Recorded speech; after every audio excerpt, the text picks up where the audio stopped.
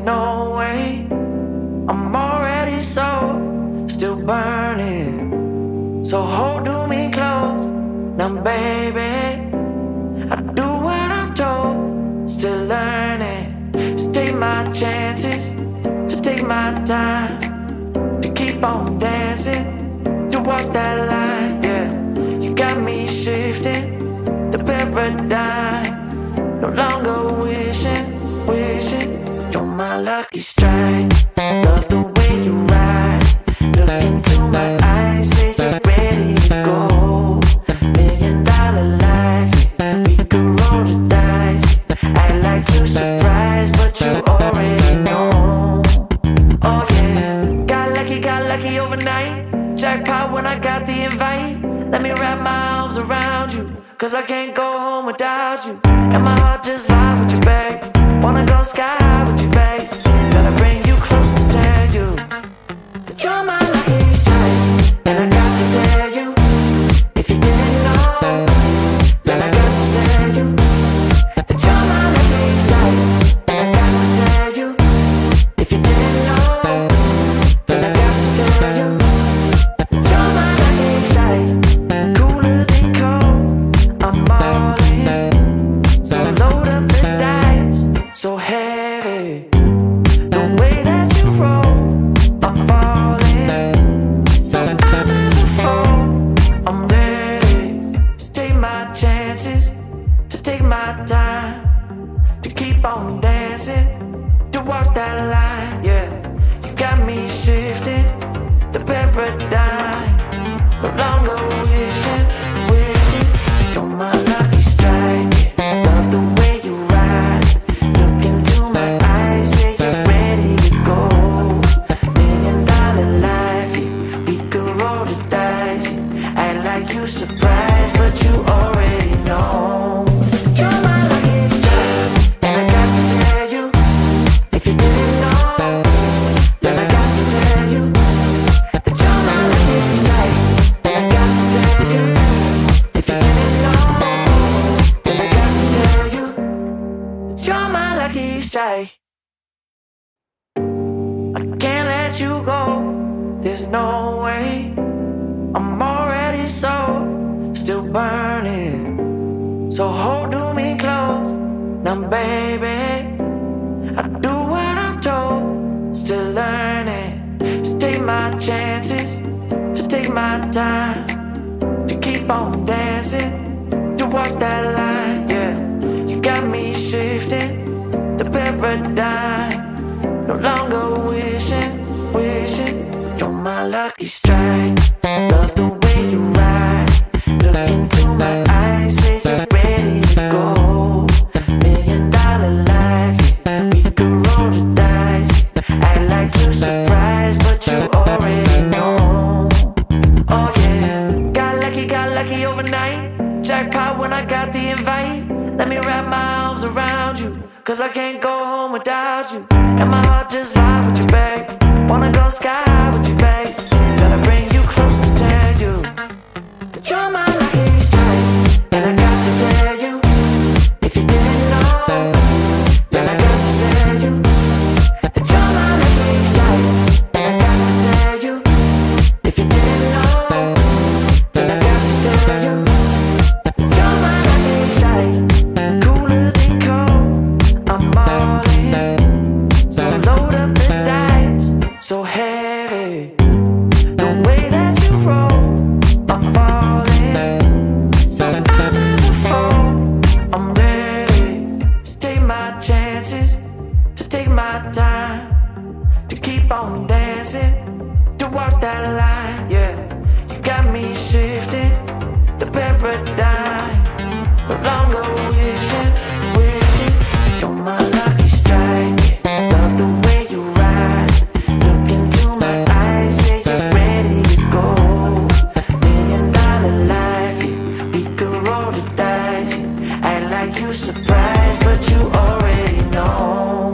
You're my lucky strike, and I got to tell you, if you didn't know, then I got to tell you that you're my lucky strike. And I got to tell you, if you didn't know, then I got to tell you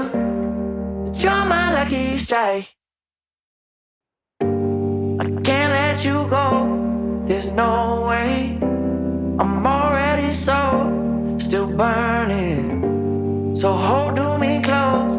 Now, baby, I do what I'm told. Still learning to take my.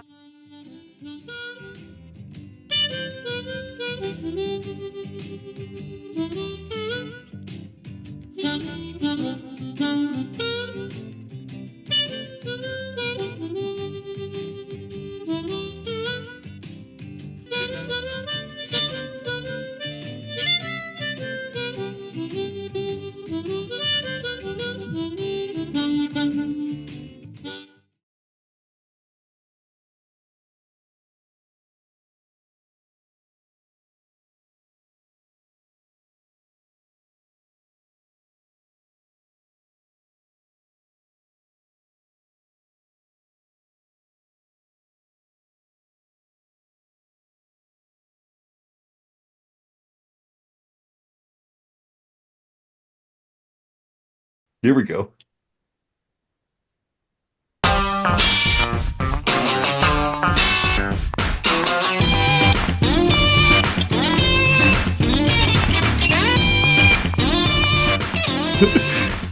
Oh, man, I got a hoot every time I hear that tune because that means it's time for another week of the Rec Poker podcast. I'm so pleased to be here.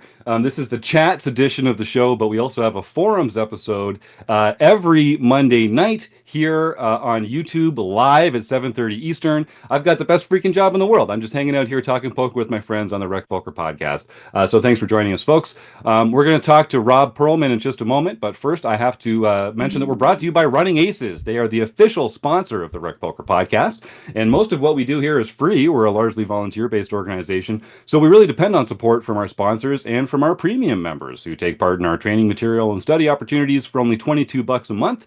And I got a few new premium members to thank Karen Boyd, Sarah Choi, and Colette Rankin. Thank you so much for kicking in your membership. It makes a huge difference to what we do here. And I just know you're going to enjoy some of the fantastic training material and study opportunities that we have.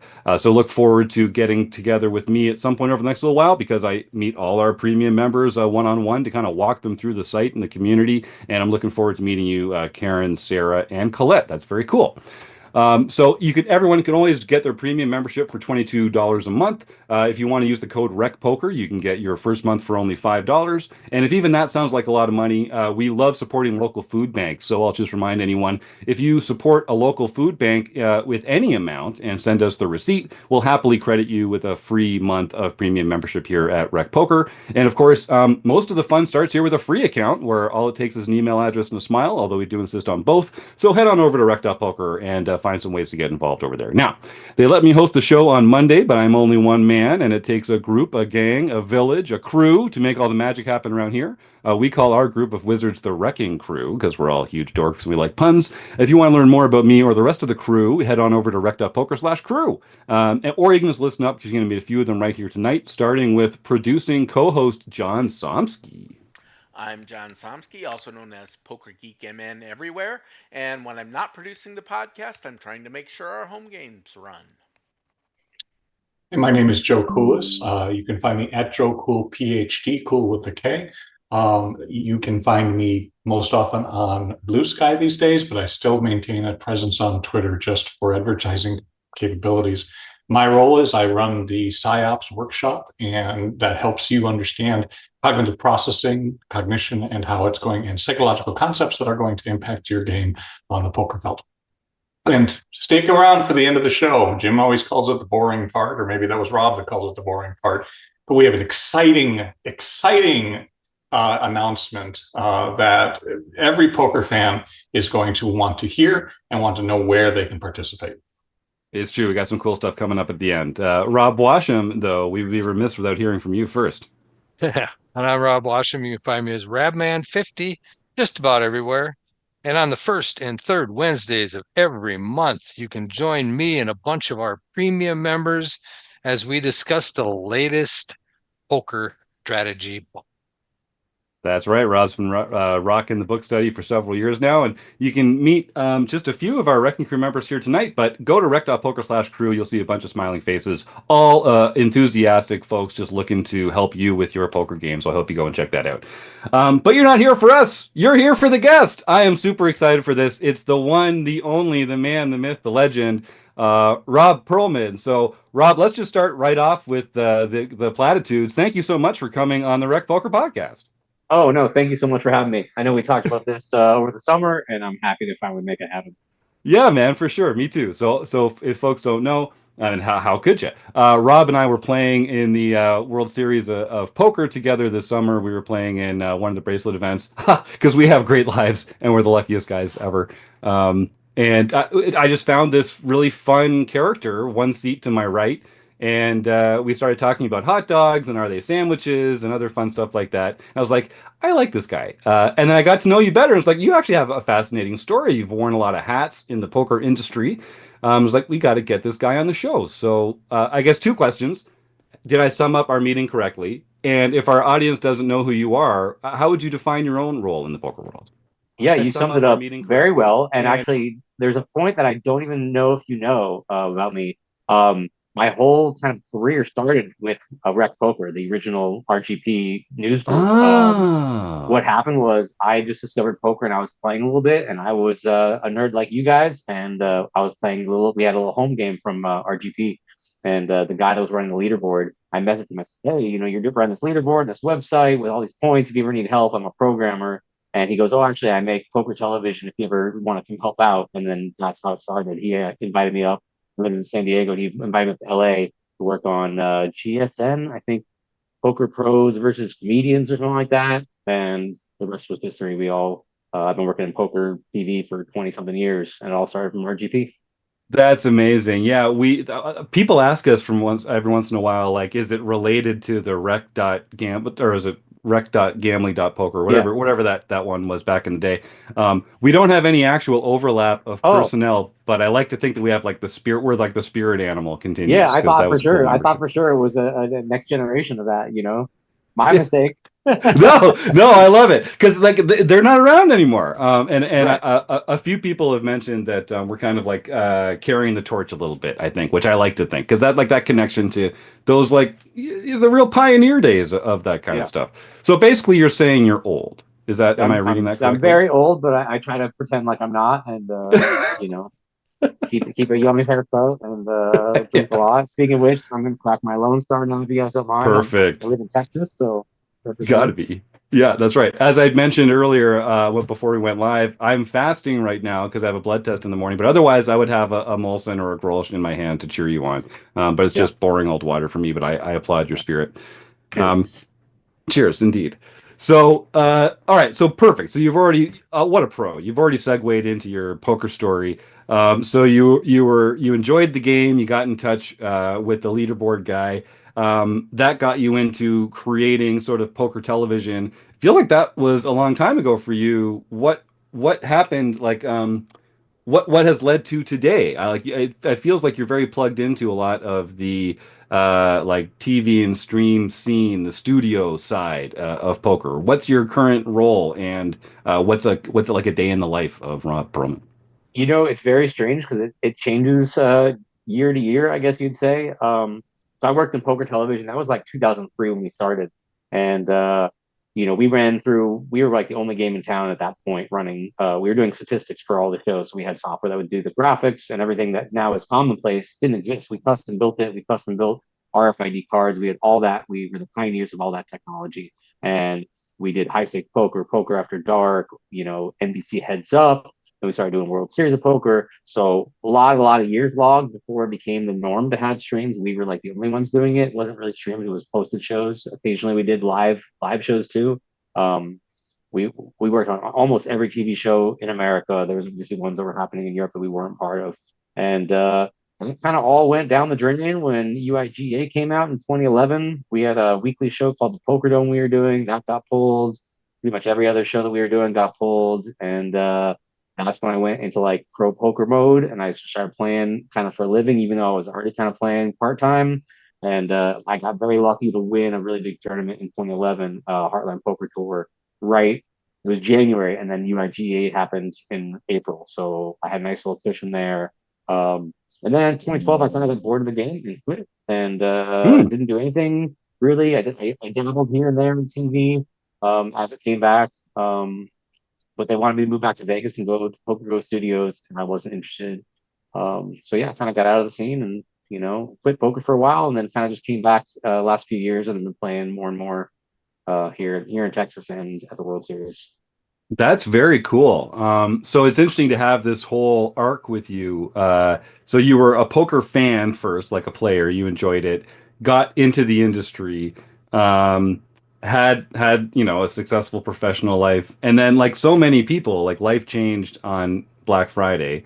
And so I see Joseph's got a question here. My first question to you is what what am I trying to ask here? Like emotionally speaking, what's your relationship to the game of poker as someone who used to do it for a living, stepped away from it, and now sort of like are you still hungry to learn the game? Do you still love playing No, poker? no. I say constantly when I'm playing poker, I'm like, this is so stupid. My two pieces of paper are better than your two pieces of paper. And no, I've lost my love for the game a long time ago. I don't find it that fun. Which speaks to the point that we were talking about earlier. Hold'em, I think it's just incredibly boring now. I play tournaments. I think I'm good at them. I think I'm okay at cash games, probably better at tournaments because I have more experience. But it's just so boring, and you just sit there and wait, and then you get in queens against East King and whatever. It's like, so I started playing PLO a couple years ago, and I find that a little bit more interesting to play. And I don't really study it. I just kind of like to play the hours and learn by experience. So I've done okay at PLO, and then since moving to Texas, double board bomb pots have been a huge thing, and I've kind of focused on that the last 6 months of the year. There's a couple places in town that run all bomb pots, and so I played a lot of bomb pots. I plan to start a YouTube and Instagram channel about that, just about only bomb pots, and yeah, it's been fun. That's so cool. So we're going to talk to Rob about some double bomb pot PLO strategy closer to the end of the show. I just want to remind our YouTube audience, thanks for tuning in live. One of the perks is that you get to participate in the show here. So if you have any questions for Rob, please type them into the YouTube chat. I also need some recommendations, some suggestions of folks that we can play stake, study, stack with, and put Rob in the blender later in the show. And I also want to remind our folks that stick around after the interview. We're going to give away a fantastic prize to our one of our raffle winners who take part in our food bank raffle. And finally, if you want to support what we're doing here at RecPoker, you can go to rec.poker/support. But you can also make a donation right here through the YouTube chat, and we share a portion of all YouTube donations with a local food bank. So I hope you do if you're so inclined. So yeah, get those questions in, and we'll make sure that we ask them of Rob. Joe Coolis, you had your hand raised earlier. What's on your mind? Well, I did. I was actually going to ask about the concept of peak. Was a peak rec player, and the fact that Robbie Straczynski had quoted you as saying that you actually didn't like the game very much. So I'm going to switch gears since Jim already asked that. And I mean, I don't think that people really see how broad your career is. I mean, your LinkedIn page says that you created the first website for Blink 182. How did that come about? Yeah, so it's funny because I always say I'm like the Forrest Gump of I jumped all these careers, I've had all these trajectories, and they're like, everybody's like, wait, what? You did this, you did this.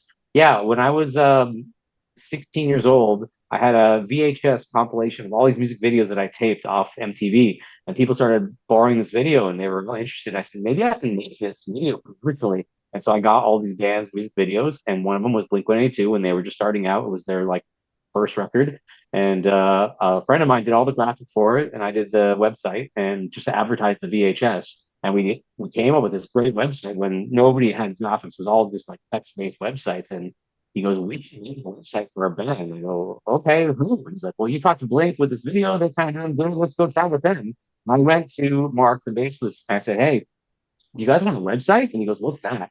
And I had to explain to him what a website was because it was so neat. It's like 1996. I'm like, everybody's gonna have one, and it's gonna be a thing you just need to have as a band. He's like, "Wow, let's do it." And then we made a website, and worked with them for a couple of years. I toured with bands for a while before. That's actually how I found poker if you really want to back it up, I did a couple tours, and in between tours, I was at home just sitting there, and all my friends were working, and my friend showed me Golden Palace Poker. They had free sit and goes with 5 cent, 3 cent, and 2 cent prices. So I used to just grind the sit and goes, not having any idea what to do, and just building a bankroll from literally zero. And I turned that into like $1 and played a multi-table tournament, won like $25. So I literally started with zero in poker. But it was all just killing time between tours. I find it that fascinating when we talk about a lot of poker players, particularly people who've been in the field, is that you're taking this non-traditional route, right? It's not like get job, get house, stay in house, build wealth, and then retire at some point. And in fact, our previous guest last week also had a similar path where she was just like staying all over the place and talked about staying in Thailand. And I believe you stayed in Budapest for a while, doing the cheap living in order to make things work. And so I'm a psychologist, and what I'm always interested in is what drives somebody to essentially reject the basic premise of what most people see as the American dream or the Canadian dream, maybe not the Canadian dream, but the American dream, like the house, the family, and the stability that comes along to say, you know what, no, I'd rather do these 55 different things. Why do you think that you're attracted to that? Oh man, that's an excellent question. I love the way that's phrased in a very psychological way. Um, I don't know, to be honest. I had a couple jobs when I was like 18 years old, and I never liked working for somebody else. Now, obviously, working in poker television, I was working for somebody else, but it was like the jobs were contract jobs. So most of it was like, hey, do you want to work this? Do you want to work this? And it was my choice whether to work it. And I just love the freedom and the flexibility. And through touring and the beginning of my poker television career, I discovered that I love traveling. So for me, it was a way to travel. And they're like, okay, you're going to do this show. And then a month later, we have this show, and like a month in between. And that's when I started spending a lot of time in Budapest and in Europe because they would fly me over. We did World Series in Paris and in London, and they'd fly us over for like a week. And I'm like, wait, you're flying me all the way here. I want to like check it out. And so I'd stay for a couple of weeks after, and it would cost me nothing in the flights because I'm already there. And so I started traveling more and more. And basically, anytime they sent me to Europe, I would just stay for the maximum amount of time until the next show in America or Australia or wherever it was. Do you ever feel like, so I often talk to people about, when you go through one door, right? If you choose to be vagabond, you can't be stay at home. Do you ever look back at that other door and say, sometimes I wish I had that stability, the feeling of like knowing where the next 10 years is going to be?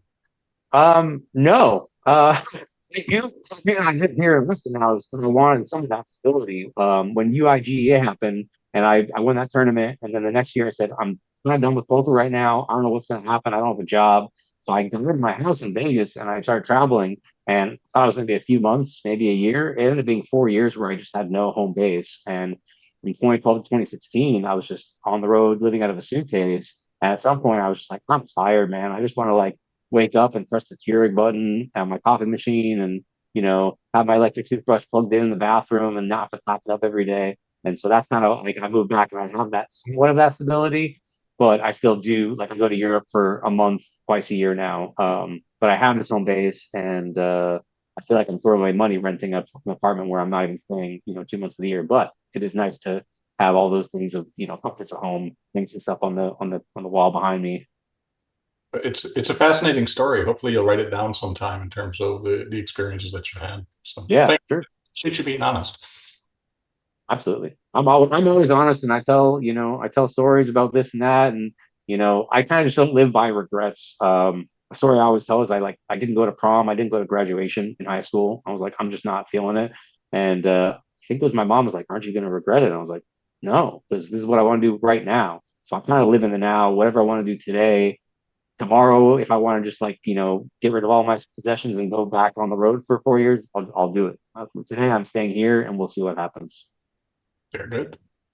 I've got one question here from the YouTube chat. Midwest 1811 says, "What did Binions smell like in June 2007 when you won Oh, first place in the first annual Binions Poker Classic 150 buy-in?" God, I remember those. Those were such happy times for me. So this is like, yeah, I think he's talking about my first five-figure win. I won 10K in a Binions tournament there. I was the king of Binions. I'm just gonna say, when I was not making poker shows, my schedule was wake up at like 6 p.m., go downtown and go back and forth between Binions and the Plaza. And they both have like $100 daily tournaments. They last like 4 hours.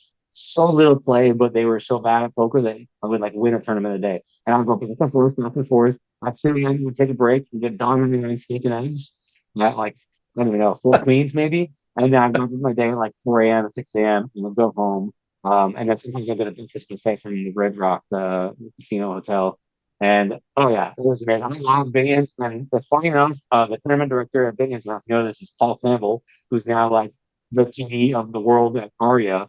And we started out, he was running my $100 tournaments. He'd see me like every day. And yeah, that's where what did it smell like? Oh my God.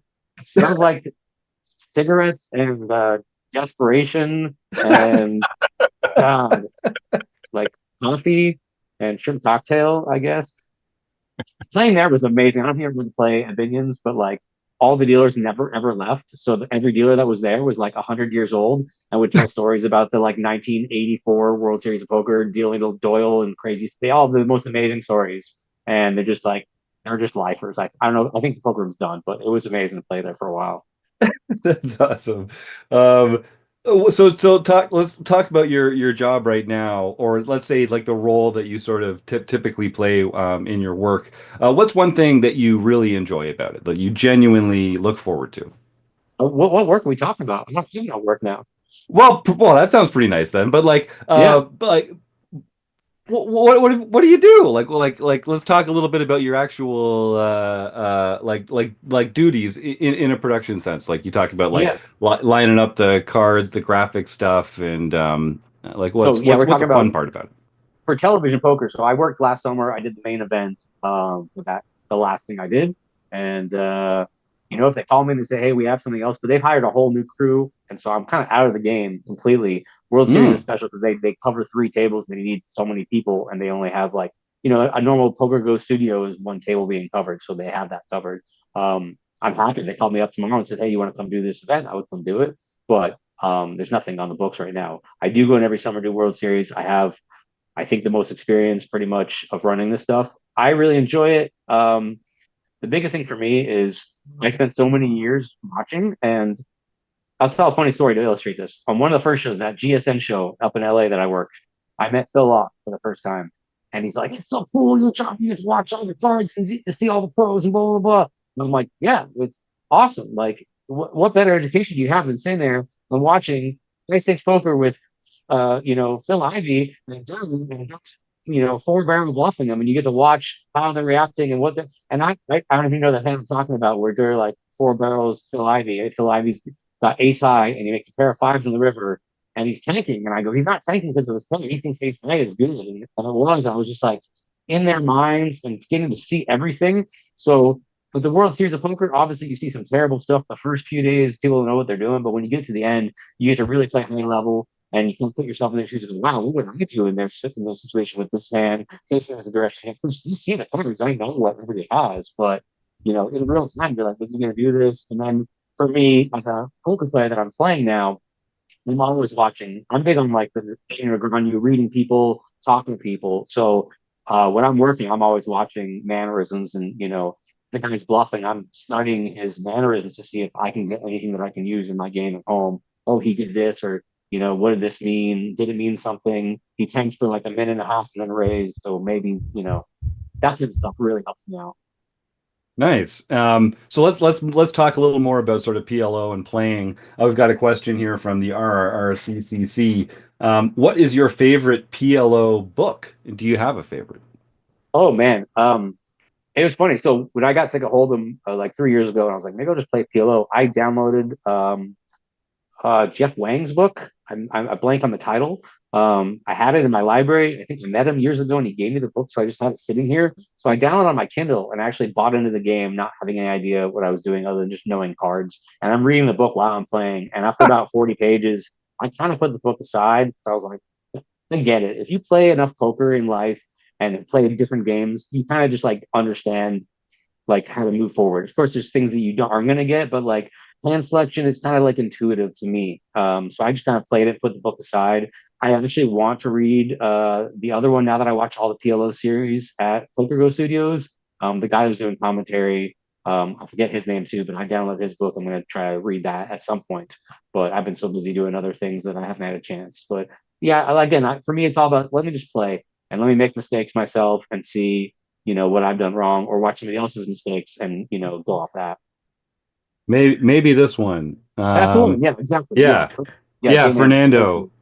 Yeah, that's I'm very much a Hold'em player, but Yeah. we've made a real emphasis Well, over you're here. barely a Hold'em player. Let's be honest. So true. Thank you, Rob. Yeah. Thank you. I Yeah. appreciate that. um, okay, but what I was gonna say before you so savagely cut me out at the knees there, was that like PLO feels like sort of the friendly game for Hold'em players who are looking to expand their repertoire and to play more mixed games. PLO seems to be like the next step into the mixed game thing. Do you have any tips specifically for Hold'em players that are maybe just starting out in pot limit Omaha and how they can like avoid making some of the early mistakes that I mean, are common to new players? yeah, the biggest mistake is the hand rankings, the hand values are different. So like bottom set in PLO is not a good hand. I mean, I'm Hmm. not saying you should be holding that, but that is not a hand to be betting, raising, or even worse, slow playing, when the flop comes, Jack 10-7, like there's probably a straight out there depending on the action, how many players are in the pot, and hopefully you're not worried about that. There's going to be 8-9, so you're not worried about that. So that I see a lot of players overvaluing over players, bottom sets, bad straights or bad flushes. It's a game of like, kind of making the nuts. And in bomb pots even more so. But yeah, in regular PLO, like you want to have the nuts, and if you don't have the nuts, you better be pretty cautious and aware of what's going on and aware of the other players. But that's probably the biggest mistake I see. Somebody's like barreling off with aces, and you're like, "What are you doing?" And it's like, I have top set. So it's interesting. So we'll start talking about bomb pots here. So I think for most Hold'em players, our only real familiarity with PLO double board bomb pots will be on dealer changes in our Hold'em games. And so this is fairly common. Some places we'll just do one hand, and the only real rule is make sure to tip your dealer. But it seems like a complete departure from a lot of the like normal poker learning that we go into as Hold'em players because A, everyone gets to the flop, there's no opportunity to fold. So ranges are super wide. Plus, with four cards in your hand, like as you pointed out earlier, like it's a lot easier to intersect strongly with different boards. So the absolute strength of your hand matters a lot more. Um, so what's so cool about this? What's fun about it? What do you love about it so much? Well, the thing I love about it is that most people are not good at these games Ha! and they come from a Yes. hold'em, and so they if you're playing hold'em and you raise, they're gonna throw away. I mean, maybe they're not, but they're gonna throw away like the jack deuce. Here they can't throw it away. They're forced to see the flop, and then they start making the mistakes because they're in the flop and they're like, oh, I have jack deuce, and the flop is jack three deuce, and they're going, I have two pair and I have this. You're like, no, no, no, you should be folding that hand, even though you're stuck there. So for me, I like it because it forces the bad players to make poor decisions. There's a new poker room in Austin called Pecans Free Social, and we've been playing a lot of like just all bomb pots at the end of the night. We're playing like every hand rather than we start on dealer change, but then in Texas is usually a button, and we do it once in orbit, and then when you really want to degen it, you just do every hand bomb pot. So we played a lot of bomb pots, and yeah, like I've said years ago, I wanted to write a book about it because I feel like I understand it more than so many people, and I get in these conversations about certain hands and what you should do with them, and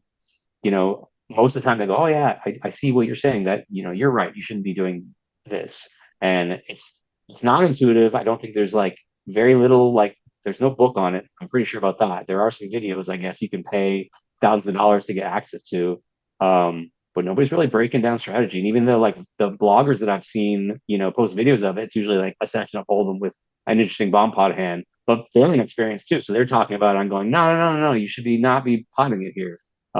So yeah, I created a channel called Oops All Bomb Pots on Instagram, and I'm gonna try to do like, fun with some strategy. That's the idea. We'll see if I get around to it. The account's there if you want to follow it, but we haven't done a video yet.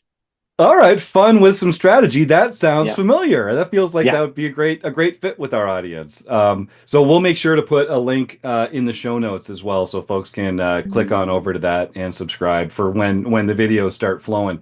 So I won't make you give it all away for free here, Rob. But what are a lot of people doing wrong when they're playing these PLO double board bomb pots, and what are some easy adjustments that Oh, new players might be able to make?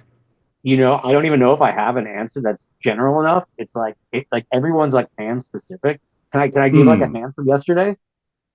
Yeah, sure. Is that okay? So I played a bomb pot last night at Pecan Street Social, and a buddy of mine is in the game, and he's a good player, and he's newish to bomb pots. And I'm trying to see if I can remember the hand. He has Ace, Jack 10, X, and Jack 10 of hearts, and the bottom board is King 8 9 with two hearts. So he has, and actually it's 8 9 of hearts. So he has an open-ended straight flush draw. On the other board, it was Jack 10 8. So he's got top two, and he's got an open and a straight flush shot. And it checks the hand, and he puts it. I'm behind 9 So I have a set and a straight. So I repot it. Another guy behind him repots it, and he ends up folding. He told me what he had. And I go, that's not a pot. He's like, I have top two and a straight flush draw. I go, your immediate hand right now is top two on a straight board, which is not great. And on the other board, you have Jack Henry, which is not great. So like his mid hands are not good. I would check through with that hand, but I wouldn't play it because look, the worst thing happened. He got two pots behind me. It's to fold the hand. You don't have a flush shot. You only have an open and a straight shot, and I feel like you can have it. And on the other board, it's Jack 10 8, and somebody probably has a straight, and they did. I had the straight. And so that was like, and he's a good thing. I go, I wouldn't even bet that. I wouldn't even bet my hand with second set and the second nut straight. I wasn't going to bet it. I might have check raised it, but it's pointless to bet it because I think was going to call you, and it could be against the better straight. So it's weird. It's like everything changes based on what happens up until then. What I say is position doesn't matter. Like the value doesn't matter in a bomb fight. It only matters what happens in the hand. Because he was semi right and he potted it, my decision changed. If he would have checked it, I would have checked. But because he bet it, I potted it. If that makes sense. And that's like a very strange example of him to walk through because he was over there on my right and he made the decision, but like his hand looks good, but isn't even that good. If that makes sense. Yeah, it does. And it is, like, as you say, it is very counterintuitive because, like your buddy, I would have looked down at that situation and be like, okay, like, I feel very good about my hand here. So part of that's just not being familiar with like the hand values of PLO. And then part of it is, again, sort of the nature of the double board bomb pot stuff and people getting there with kind of those wacky ranges. Um, how important is it to have like both boards strongly covered versus just having like a really strong hand on one board? I mean, that's also an interesting one because there's like back in the day I had like three different scenarios and it's like medium strength hand is good. The nuts and nothing is good. So like you don't have to have both boards, but you play it differently. So in this hand, I said last night, I have a set of nines on one board, which is the second nuts, and I have the top straight, which is the second nuts. And these are good hands, but you want to play it differently based on like in that spot, I would have slow played it because I have a very good hand. But because he did it, I want to pot now and get it heads up because there's a card draw. And I want to make sure, top 10, 8, if ace comes on the when king queen gets there. So I can't really slow play the straight, and the bottom is, I can't slow play that either. So in that situation, I had both hands. But let's say the example is Jack 10 8, and the bottom board is whatever. I don't do anything. I have, let's say, Queen 9. So I have the top straight. I have the nuts on that board, but a straight, you're not usually win by the river. So again, you don't want to fast play that board even with the nuts because the nuts is just a straight. If you have like quads, now you want to be blasting it with quads because you want to get folds from the other board if you have no coverage on the other board. So it really depends because how strong your hand is on one board. If you have a really, really good hand, then you don't care about missing the other board. You're trying to put pressure on them to fold and scoop the whole thing. And if they come, you're getting half of it. Nice.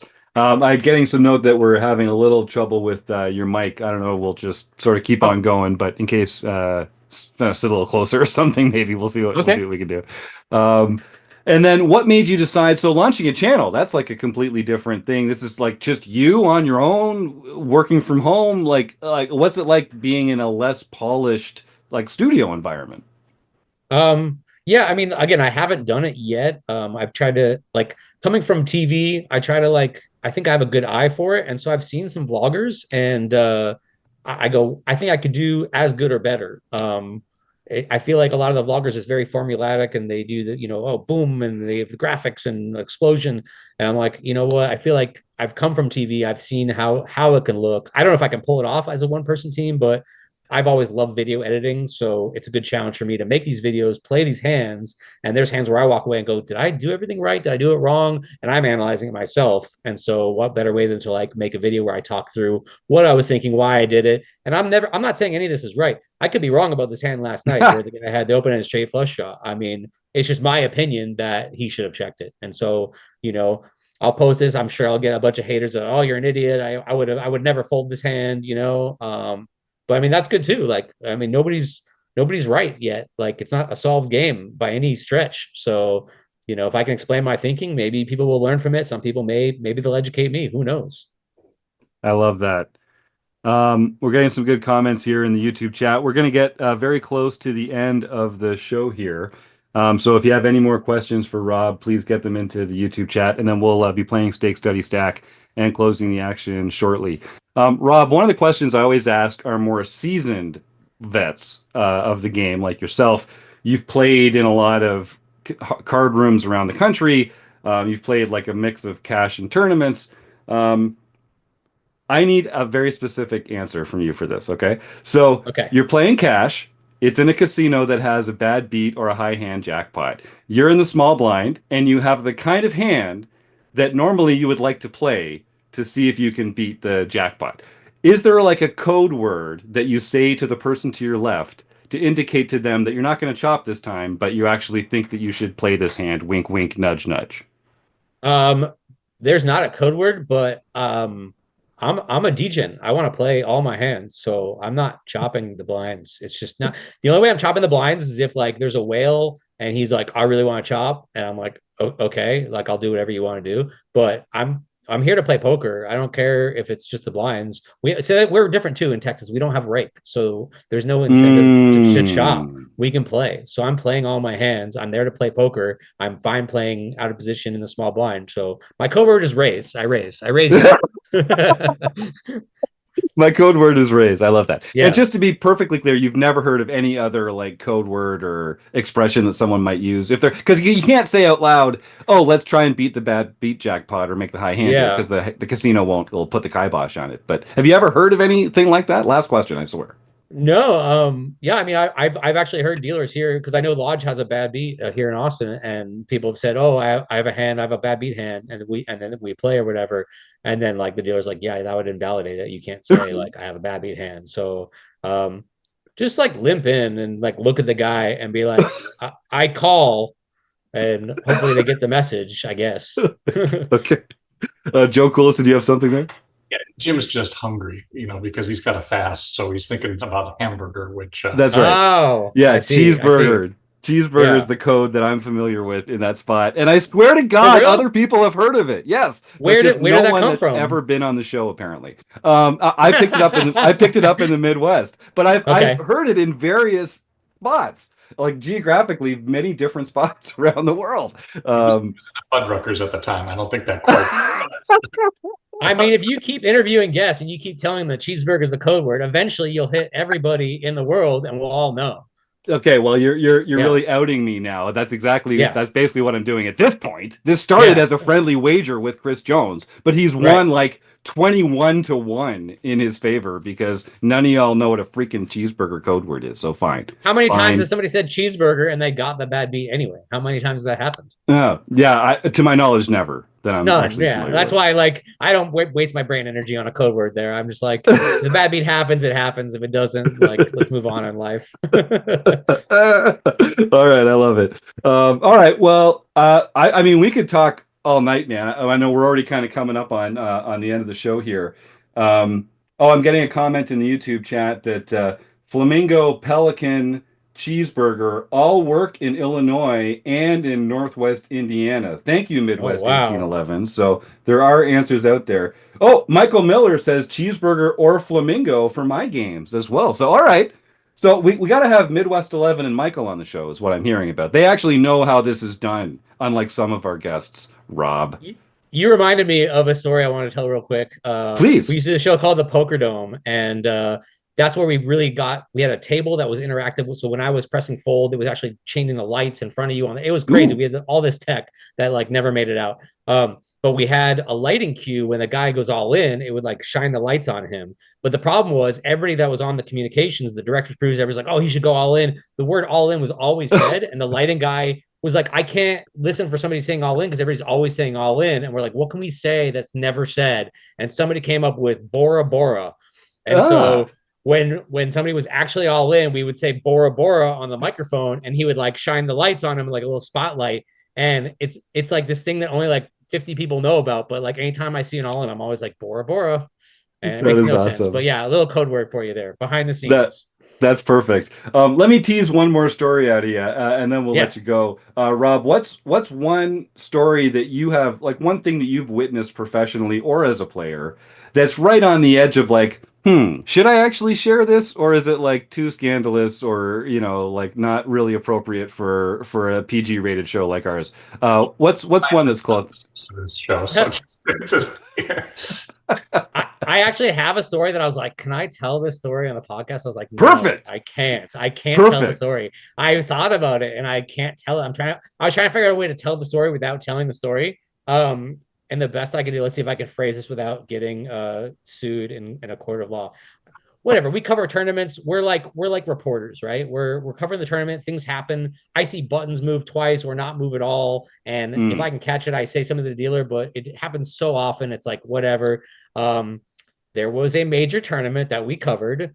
I don't know what year it was or where it was, but somebody got mispaid by like 5% or 10% of the chips in play on the all in at the final table of a very big tournament.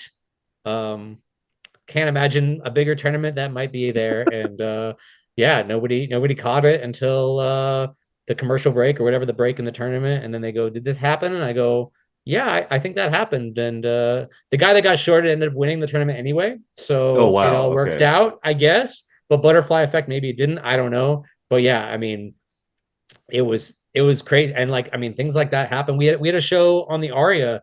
I don't remember which one it was. And Doug Polk raises, somebody else calls, the flop comes out, and I'm waiting for the flop to come out in my software, which I have guys behind me, and I'm like, guys, where's the flop? What's going on? And they're like, there's two queen of diamonds on the flop. We can't type in the flop. And I was like, what? And I looked down, and sure enough, there's two queen of diamonds on the flop. And meanwhile, the guy checks Doug Polka's bet, and the other guy folded, and the dealer's about to push the pot, and there's 10 guys at the table on a live stream, and there's like 50 cameramen and directors, and we're the only ones that see it. And I stopped the dealer. I go, wait, don't do anything. And she's like, what? And then they realized what happened, and sure enough, there was two queen of diamonds out there. Oh Paul man, Campbell, well. Paul Campbell at the Aria. Well, thank you for sharing that. And I think, Yeah, for a lot of our listeners, we look in at these productions and the tournament series and these all things, and we kind of just have this notion that these are all run flawlessly and that like no mistakes ever happen. But of yeah, course mistakes happen. They're yeah. logistical nightmares putting these series together. And it's amazing that as little goes wrong as does.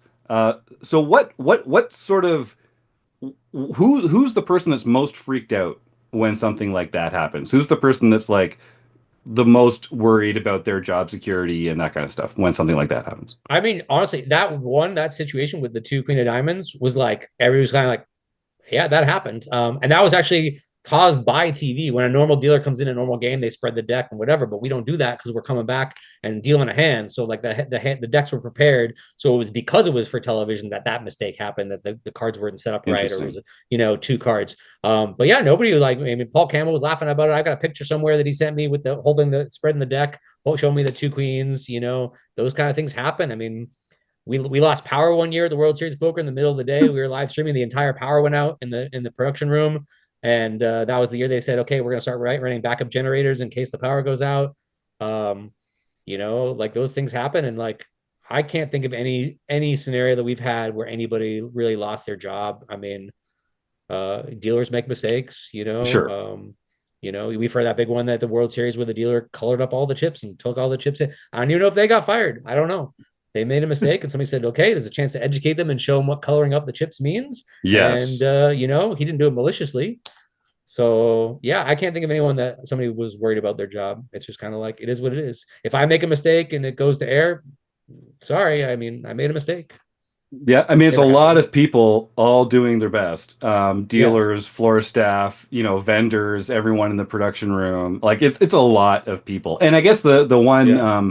moral of the story is like we tell people all the time, like it's up to each of you as a player to protect your action, to protect your hand, to be aware, to know what, the dealers are going to make mistakes occasionally about Yeah. the size of the pot or misdealing something. And, we kind of all have to do our part to keep that straight.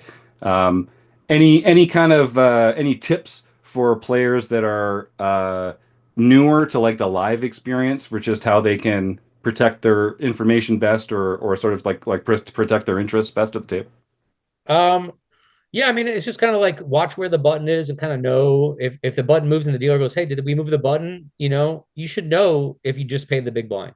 That shouldn't be Hmm. like, I think I paid it. Like you should know who raised under the gun. And like obviously 100% of the time, no, you're not gonna do it. Sometimes there's a guy next to you named Jim that's a fun conversation, you miss what's going on the table.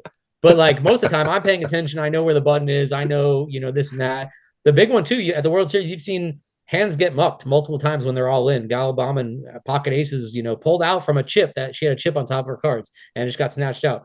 If I go all in, I got my cards in a death grip. You're not getting my cards. You can't accidentally muck my hand, especially if I'm in the 1 or the 10 seat. Like I'm holding my cards. Mm. I'm never letting go. Don't and like in a pot, I'm usually holding my cards and I'm putting them like right out front so everybody can see that I'm in the hand too, not like hiding them behind your chips where I didn't even know he was in the pot. My cards are out there. I'm holding them in my hand. You can see them all the time. So things like that, you kind of just like you get in a habit of like, let me always show them that I have cards here in front. Just like be aware of everything that's going on. Obviously, have fun and don't bog yourself down too much. But yeah, you should definitely know. Oh, I'm big blind next, and then if the button skips you, you should say something. Oh, okay, I'm supposed to be the big blind in this hand. Just kind of situational awareness, knowing what's going on, knowing stacks, how much does this guy have? This guy just doubled up and we just did a count on a stack. So you should probably know roughly how much he has this hand. Instead of going, how much does he have? He's like, well, he had 20,000. He just doubled up. So he's got 40,000 and change. Like, come on, guy. That's good. Well, I like that one piece of advice, like just never let go of your hand until they slide Oh, the yeah. pot towards you. So we're gonna have to let go of you, unfortunately, in just a second here. I know, I'm having a great time too. It's like we never left. Yeah. It's like we never Yeah. left Paris. Uh, but before I do, so just give us the name of the YouTube channel again. It's so good. I love this for the Yeah. bomb pot thing. Oops, all bomb path. I'm sorry. Oops, all bomb pots. All one word. And credit to my friend Jack with the Jack Ten of Hearts that he's the one that was like popularizing that name. And I'm like, I'm taking that. I already got a theme song from AI. We got some logos working. So you know, my goal was to like spend the next few months playing bomb pots and recording them, and then go to Europe for a month and just kind of be chilling out and doing some editing there, in Nice. the Airbnb. That's the goal. So I don't know how soon we'll have content, but the ideas are there. And like almost every bomb pot you play, you can discuss and be like, oh, I would have done this, I would have done this. Like they're all almost always so interesting. Yeah, I love that. And like you say, you're kind of on the front end of people bringing that content out. So I think that's Yeah. even just whether you're right or not, having like a reasoned discussion about it feels like you're filling the void already. So I'm excited for that. All right, well, we're going to play Stake Study Stack, and then we're going to close the action with Rob here. First, I just want to thank our YouTube audience for sticking around. We're going to do a raffle at the end of the show to support a local food bank. And the reason that we do this is because it's kind of a difficult time in the world right now for a lot of folks, whether they're feeding themselves or putting some food on the table for their family or their children. You might be surprised who needs a little help. It might be someone in your neighborhood, someone in your community, someone that you might not expect. And I just want to encourage everyone, if you're watching now, if you're listening at home, pull out your smartphone and Google food banks near me, and you'll find a fantastic organization that can benefit from a few dollars out of your pocket, a few hours out of your week as a volunteer, or a few non-perishable food items from your pantry. And it's a great way to make a big difference in people's lives, is supporting your local food bank. And like I say, it's a tough time right now with Thanksgiving on the mind in the States in particular. It's a great time to get involved. And we're going to be doing a special announcement after the interview for some other fantastic ways that as poker players, you can not only support a local food bank, but also really benefit from some cool stuff that Joe Coolis has been organizing. So we'll talk just after the show. Anyway, so to enter the raffle, all you have to do is type the words food bank into the YouTube chat right now. So please do that while we play our goodbye games with Rob. And then we'll draw a winner closer to the end of the show. So yeah, go on ahead and just type the words food bank into the YouTube chat. All right. So we are going to play Stake, Study, Stack. Rob Perelman. I'm gonna take a couple names here that were suggested in the YouTube chat. There's some fun ones here, I think. So Stake, Study, Stack. I'm gonna give you 3 names. You need to choose one to stake in a poker tournament or cash game, one to study with, and one that you'd like nothing more than to just stack them and take all their chips at the table. Are you ready? I have a question though. Okay. I'm studying their play, or I'm helping them study. Ooh, I'd say you're like studying with them. They're like an active participant in your own study. Someone you would like study along with. You're like Rob a Washington? coach. You're like a coach. Yeah, Okay. yeah. Who do you want to coach you?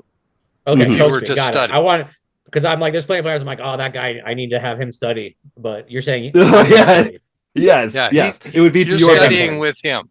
okay, Yes, very important. exactly. Got it. All right. Okay. So the 3 names that I've got here are Matt Savage, Okay. Jack Eiffel, and one of the 100-year-old dealers from the bank. Your Oh choice my of God, which so one. good. Wow. I can't stick any of those people. For those that don't know, Matt Savage is my buddy who's like tournament director for World Poker Tour, and I work with him for like 20 years.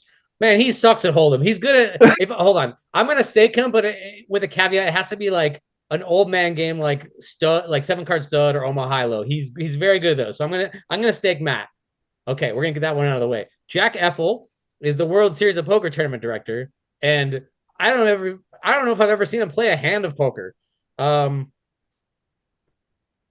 We're gonna study with him. We're gonna help him out. We're gonna get in the lab. He's been around poker forever. He's got to be okay, I would assume. But yeah, I've never seen him play a hand of poker. I've only seen him say, "If you're calling 17, you're calling 22. Let's roll." Classic. Okay, and so I guess yeah, the 100-year-old dealer, we are gonna stack. And then they're gonna pass out and be done. Yeah, that's typically cruel. Typically cruel Yeah. from what I understand about you as a person, Rob. Thank you. Yeah. All right. Well, then let's close the action. So this is our speed round. So I'm just going to Yes. throw a bunch of rapid fire questions at you. Ugh, You I'm don't so nervous about this one. Yeah. Oh, really? Well, wait. Hold on a second. Okay. Now you're really Oh my nervous. God! Oh yeah. Ugh. We have a soundboard. That's right. The heart is racing. So yeah, take a deep drink. You're gonna need it for this one. Again, just rapid fire. The first thing that comes Yeah. to your mind and Yeah. is true, you can pass. Okay. Okay. Start off with an easy one, Rob. What is your favorite poker hand? Aces. Is poker a gamble or a skill game? Oh, skill game. What's your biggest poker pet peeve? Oh, I have so many. Players that tell the dealer what to do and they're wrong. That's a good one. Is Die Hard a Christmas movie? Yes. Is Ace King a drawing hand? No. Is a hot dog a sandwich? Absolutely. We've been You know through it's this time and time again.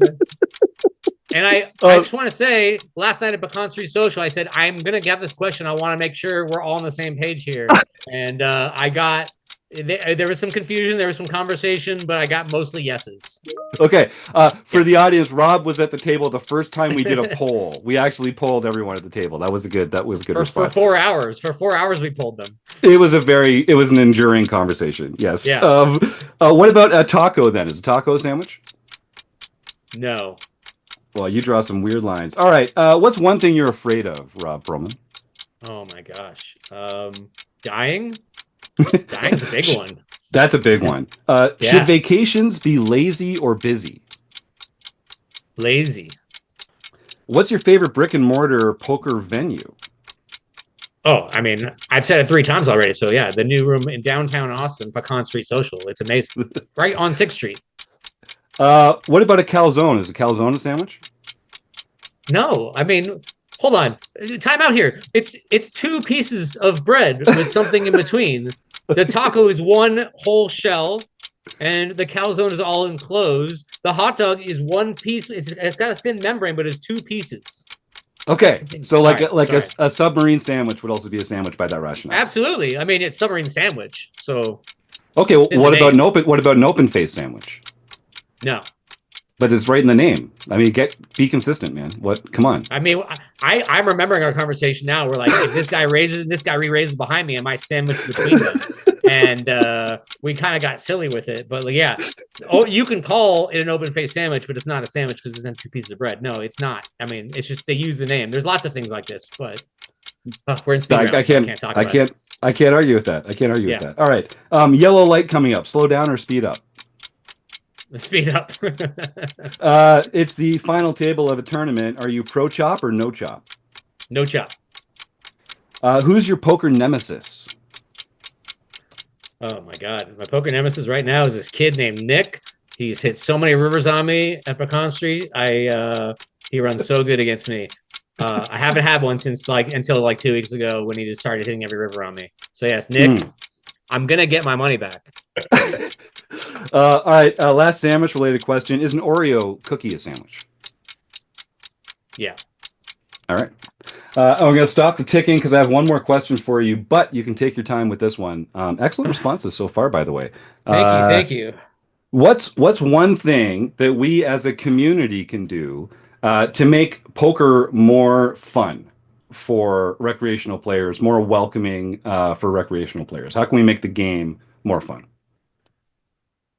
Oh, I mean, it's weird when you say community because there's to me two different communities. I'm playing in Texas and it is so welcoming to recreational. Everybody's having a good time. People are drinking, people are having a good time. Of course, there's people that are serious and wearing the uniform, the hoodie, the headphones, the sunglasses.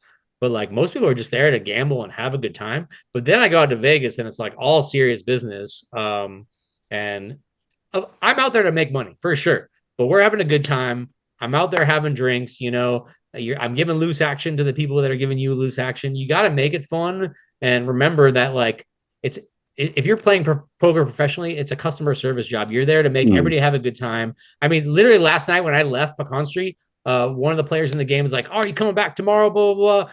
I took a bunch of money from him last night, but he likes gambling with me because I make it fun for him, and that's the goal. You want to remember we're having a good time, even though I'm empty inside and I don't enjoy it. I pretend like I do and make it fun for everybody and joke around, and pass some jokes back and forth. So it's just kind of having a good mindset. And of course, if I take a few beats, I'm not in the greatest mood, but on the average day, I think I try to be jokey at the table and have a good time and make it pleasant for everybody.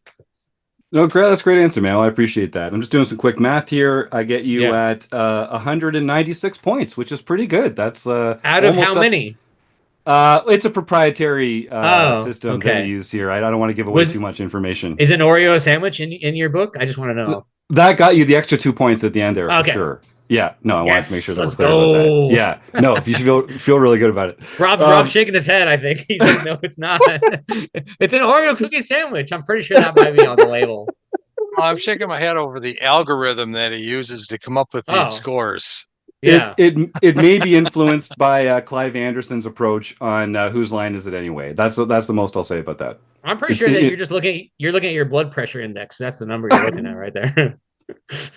Well, my blood pressure spiked today for sure because this was such a fun interview. Rob Perelman, if folks want to reach out and say thanks for coming on the show or that they enjoyed your material, probably the former, let's be honest. What's the best way for them to get a hold of you these days? At Twitter, so other social media? Obviously, they'll check out the YouTube channel, but where are you and how can people hang out? Yeah, I mean, mostly Instagram for me. I'm Don't Call Rob on Instagram.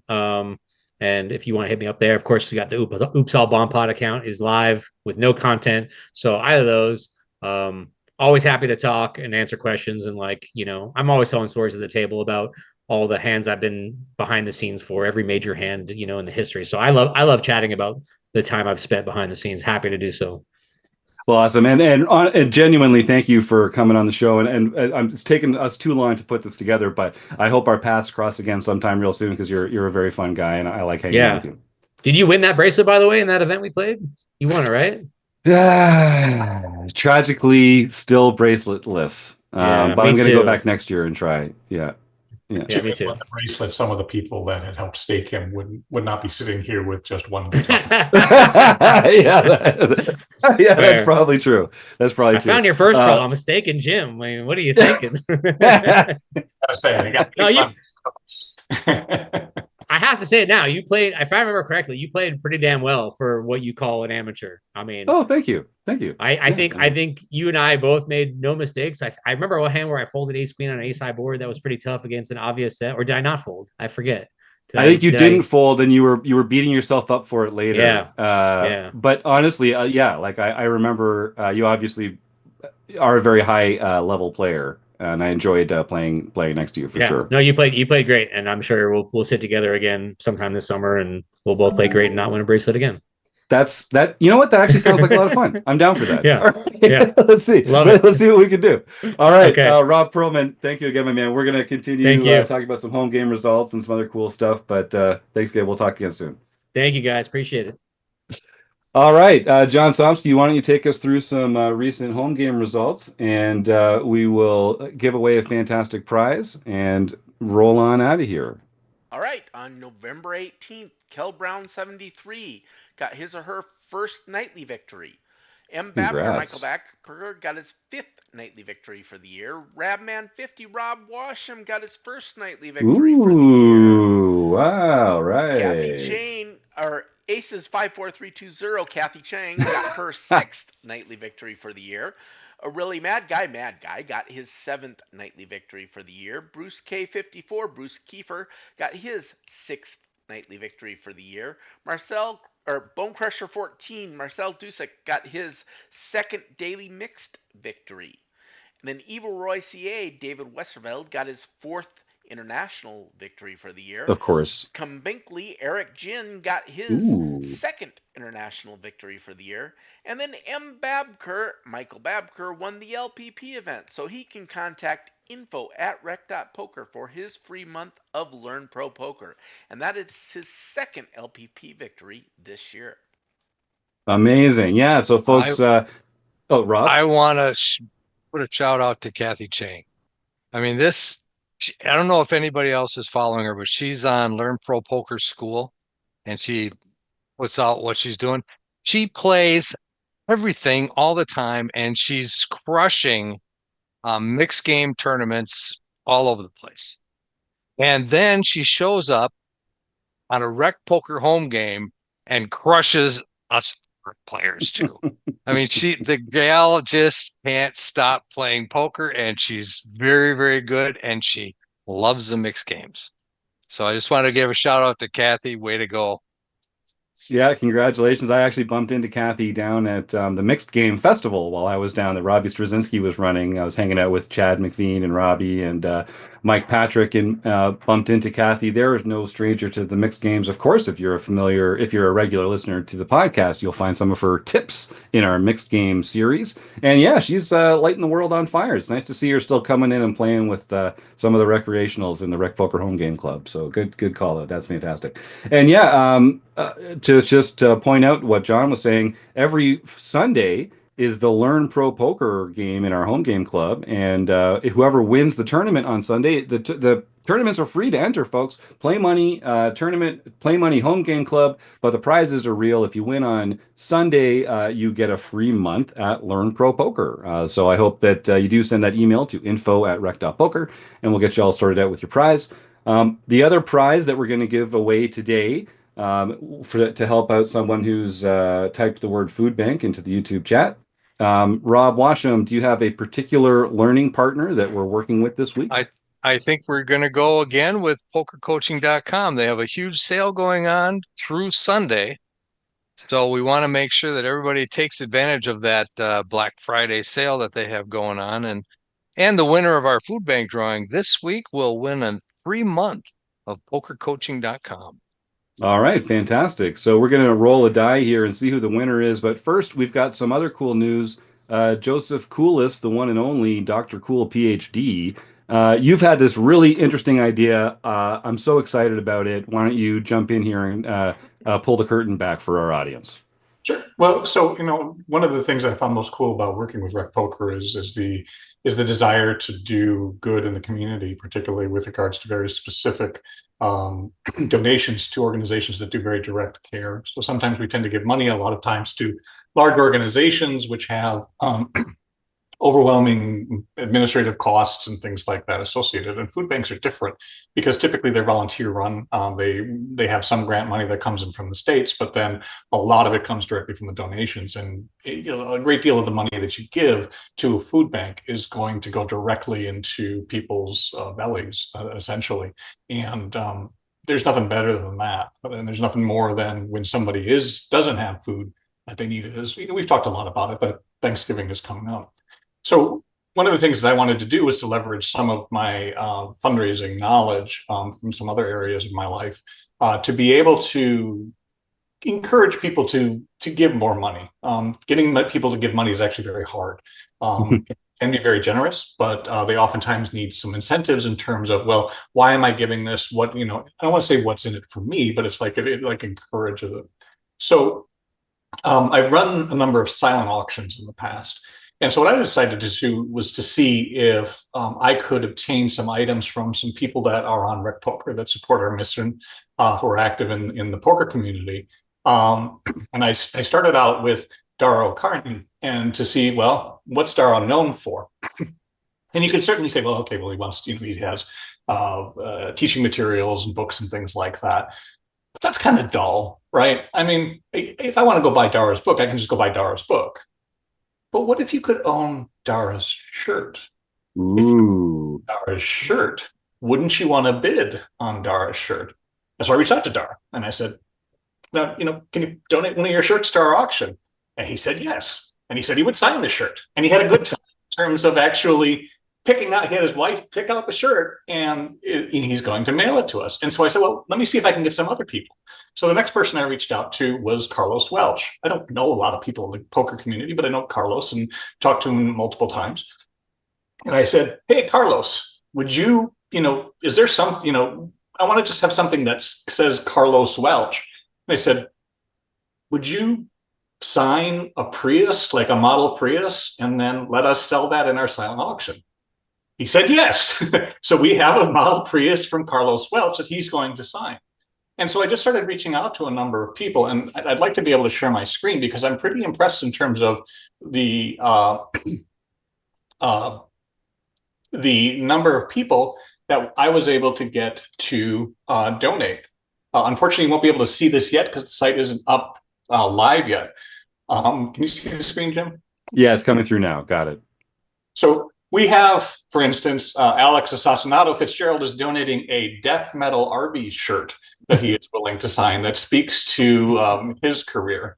Andrew Brokus is going to doodle in a book, and he's willing to actually, if you send him a picture of you, he will doodle you in the book, sign it, and then send it to you. Brian Winter, and I'm only choosing these, kind of randomly. It's all of them are great, right? Brian Winter, the Golden Blazer, is donating Brian Winter's Golden Blazer, the one that he wore, and we have pictures of it online. There's Dara Carney. Clayton Fletcher is donating the jacket that he wore in his deep WSOP run that was seen, and per his quote, was on ESPN more frequently than LeBron James. Even our own Jim Reed is going to, he probably doesn't know about the second part, but he's donating some coaching, and he's also going to put in the secrets of sandwich making because that's one of his great skills. You got some inside tips there you can't find anywhere else. It's true. Exclusive content simply purely for this fundraiser. But Joey Engram is donating, Ryan LaPlante.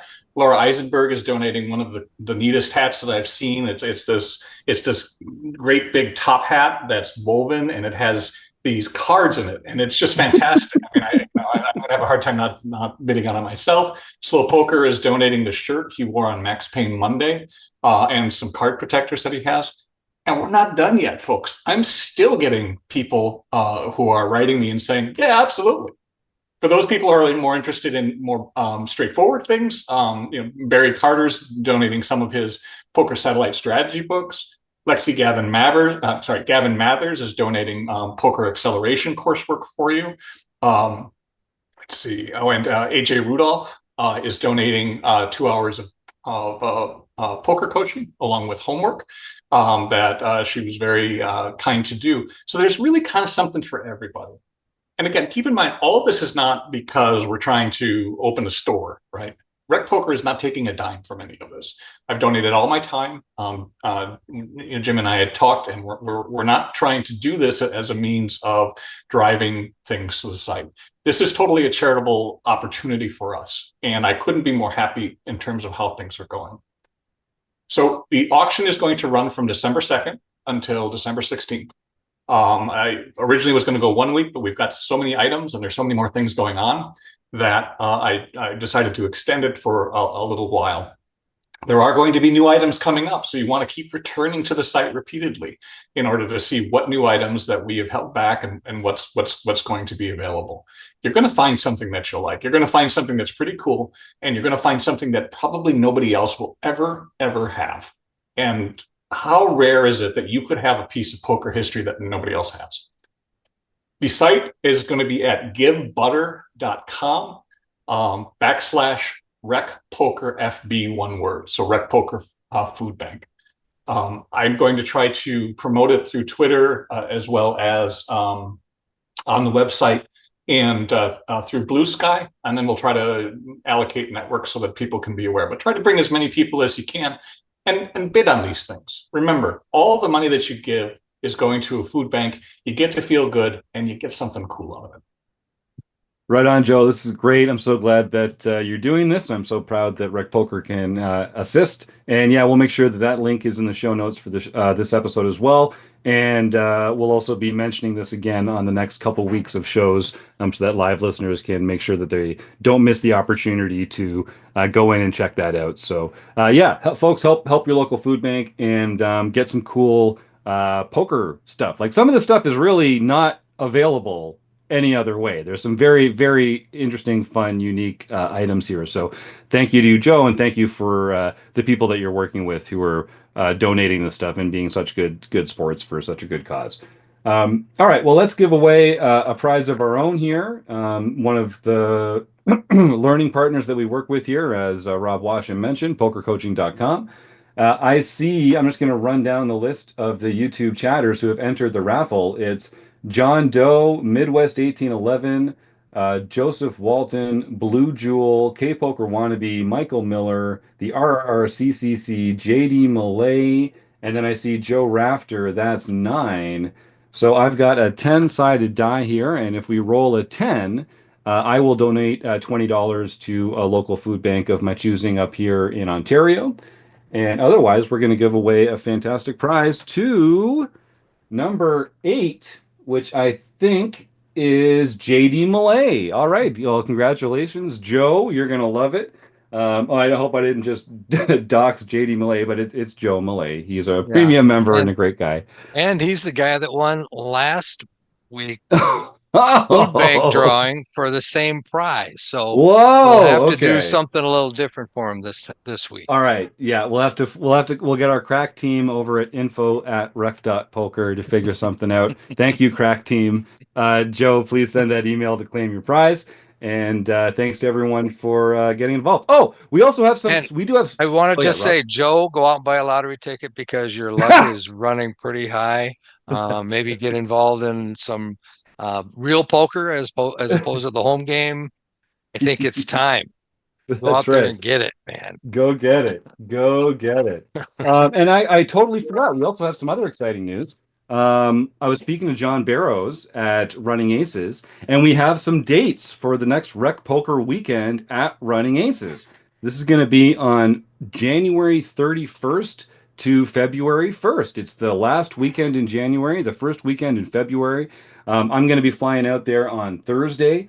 Friday is going to be chock full of different kinds of special tournaments. Might have a meetup cash game. We're going to have some opportunities to support a local food bank. Saturday, much the same. Some extra special tournaments on Saturday. We'll have a big old fun time Saturday night. I expect a few ales might find their way past our lips.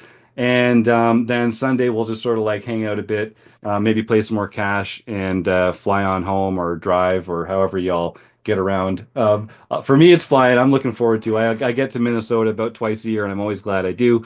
So thanks to Running Aces for being a great sponsor and a wonderful partner in making the recreational poker world a better place. And I'm really looking forward to spending some time out there at the end of January, the beginning of February. So circle your calendars, folks, and get on out there. We are going to have some special room rates if you're not a local.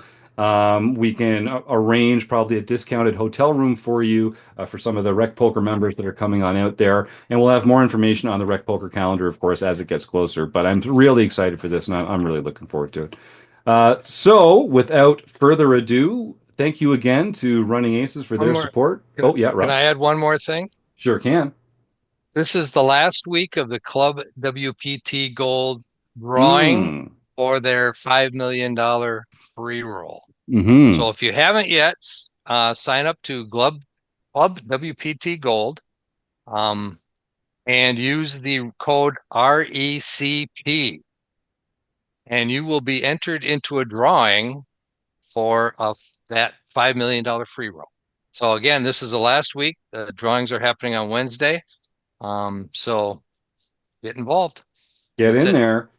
All right. And thanks to Joseph Koulis for the reminder to reshare my computer audio, because that we're actually might go under. We might go under the over-under on audio issues, on technical issues. I shouldn't say it until we're actually out of here, but I bet the under, so I had to make sure that, you know, this may be inside.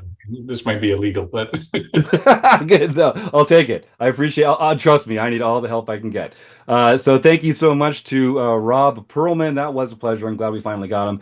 Rob Washam, John Somsky, Joe's Koulis. We couldn't do it without you. Everyone at Running Aces, everyone else on the Wrecking Crew, all our premium members, the YouTube chatters, thanks for coming out this week. And you at home, we couldn't do it without you either. Have a great week. We'll see you next time on the Rec Poker Podcast.